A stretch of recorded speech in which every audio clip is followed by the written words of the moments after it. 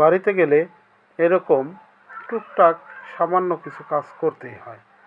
যেমন মনে করেন এখন আমি এই যে গরুর আমাদের ৩টা গরু আছে, ৩টা গরুরে ঘাস দিতে হবে, তাই ঘাস দিতেছি। মনে করলেন এই এই ঘাস কিছুক্ষণ আগেই দিছিল, কিন্তু এই যে গরু ৩টা তো একেবারে দেখেন শুইরা সেপটা খাই ফেলাইছে। মনে করলেন এই যে গরু দেখতেছেন এই গরুগুলো প্রচুর পরিমাণে খায়, মানে দিয়ে সারা জানা ঘাস। এই জন্যই আমি বাড়ি গেছি, তো দেখলাম যে গরুর মানে ডাকতেছে খাওয়ার জন্য, এই জন্য আমি কিছু ঘাস গরুরে দিলাম।